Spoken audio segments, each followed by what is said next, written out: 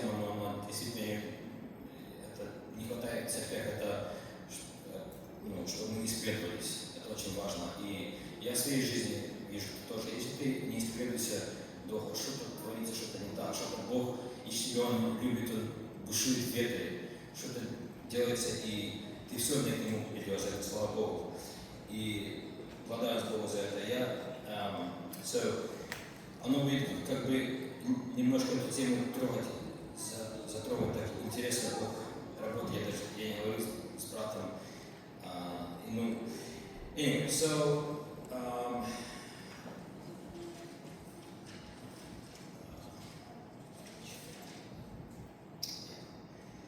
the topic, the title of my sermon is "The Captain and the One in the Basement."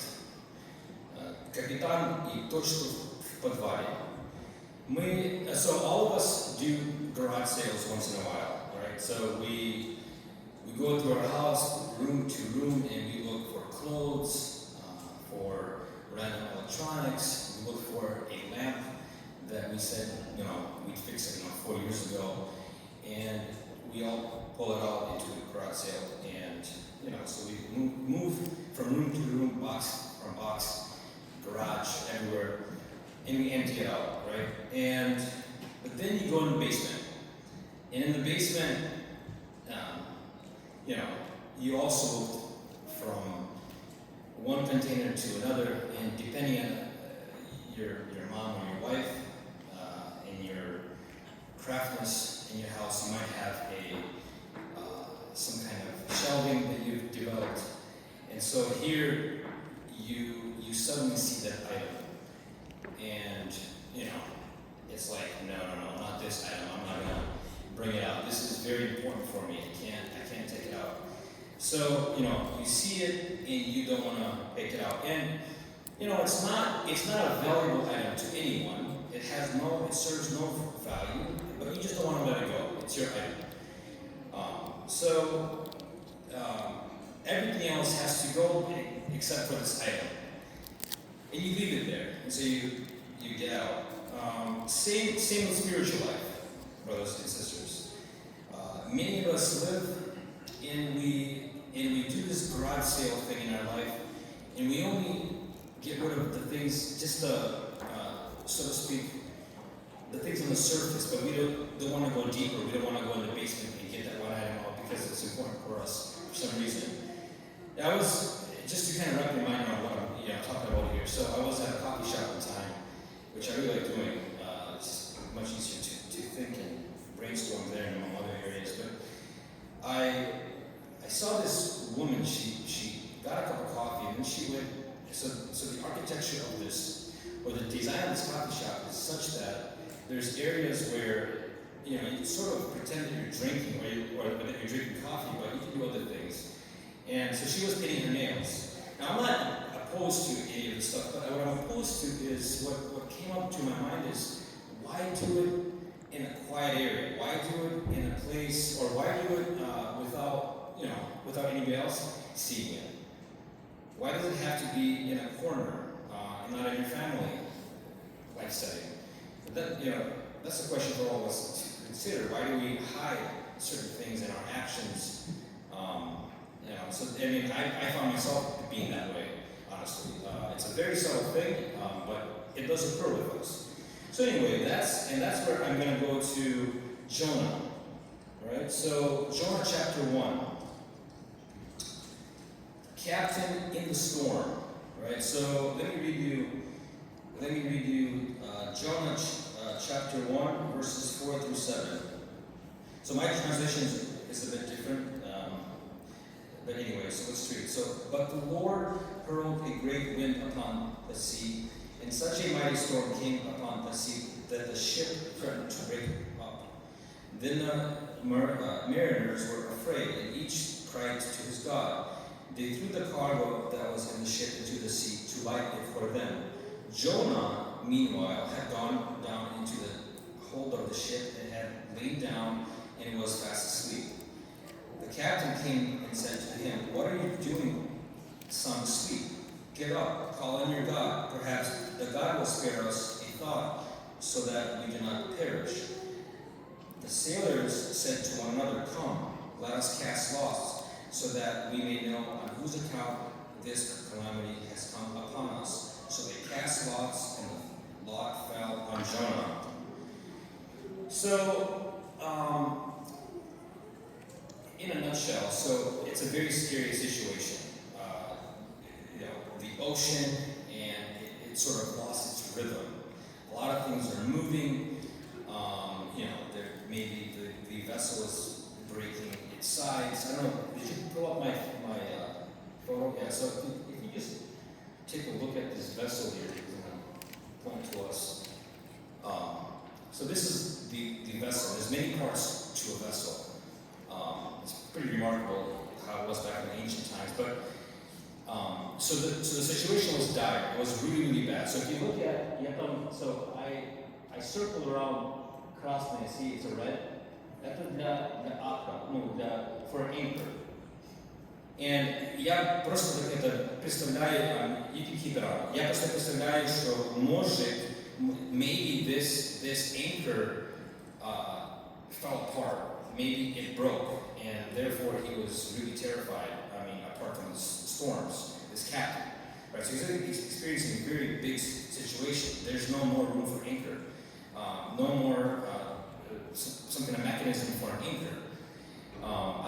In my life, I wrote a paper one time for a professor out in Chicago. So he made me look at a train derailment, and I looked, and he told me, how about you apply this butterfly effect to it and tell me how on earth it derailed. So it was really complicated but not as comprehensive topic. But so what I did is I researched. I read a lot of different, so to speak, engineered work that some of my brothers know more than I do. But anyway, it was turning on a 6-degree curve, and what had happened was what I suggested is that perhaps the 2 or 3 people moved over in the train when the train was going around around the corner in the city.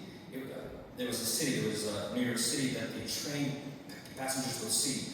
And so when the train was turning, these 2 passengers got over to the side of the train and looking at this nice city, and therefore it caused the collapse of the train.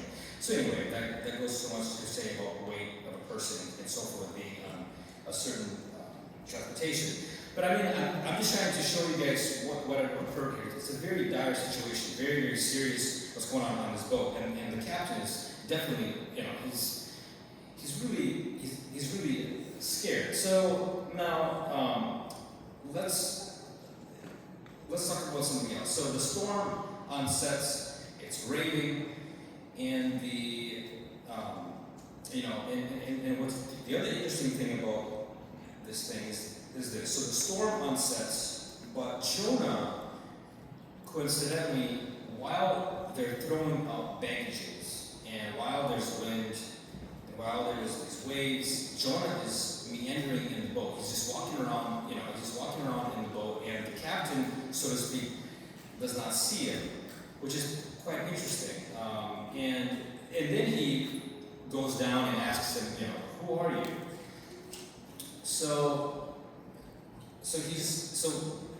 the point here is that he's blind to rules of profitability, and that's very dangerous. So it may have been that this captain allowed certain packages to be on his boat through a number of money, through a lot of money, and so therefore he did not pay attention to other things such as a whole person walking on the boat.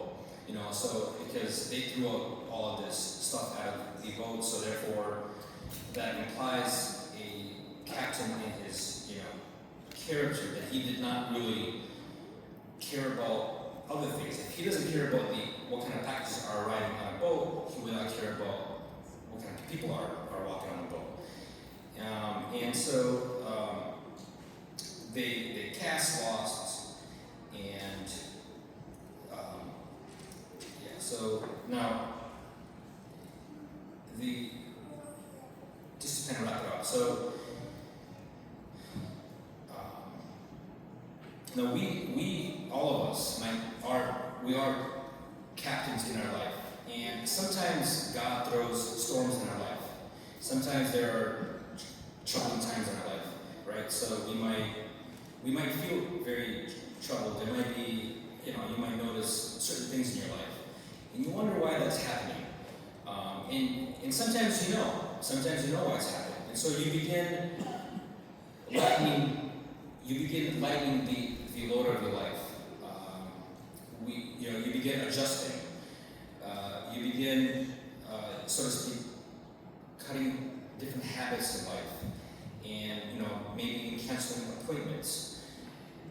Maybe you stop answering certain phone calls, and you do the garage sale kind of surface things, but you don't want to go into your basement. You don't want to go into your soul and find out what is it within you, what's that subtle thing that you're struggling with. Maybe that's what it is that's bothering your life. And so if you go in the basement and you get rid of that one item, I'm not saying in a literal basement, but if you go in the basement of, I'm saying it's spiritual life, and you get rid of that one thing that you're constantly going to, that's a constantly struggle of man, struggle of a woman, it's always there, If you get rid of it, God will help you, and God says He can help you out with that. So let me. There's a few more things that I want to read. So in John 5:6. Okay, let's go to John 5:6.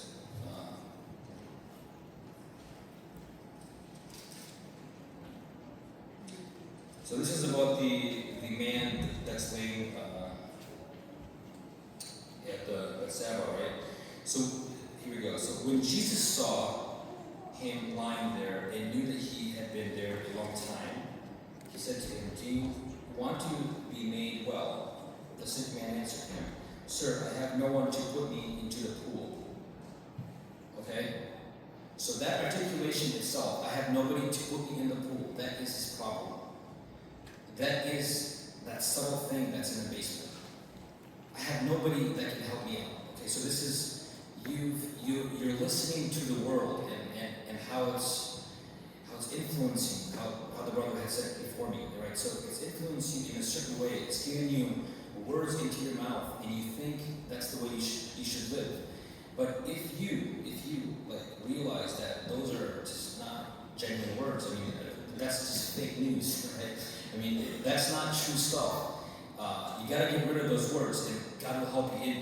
Immediately in that story, we can see the turnaround. God helped him out because he had faith. So get rid of those articulations, those preconceived notions that you have. The Bible is the truth. And let me go to Galatians 5:1. Brother has read before me as well. So here we go. For freedom, For freedom, Christ has set us free. Stand firm, therefore, and do not submit again to the yoke of slavery. Now, this interpretation says yoke of slavery, and the brother has said entanglement. Don't get into entanglement of this world. So, if you're able to resist things, and that's only with Scripture, and it's reading and understanding it, God will help you push forward, and He will place you, and the grace of God will be upon you. Amen.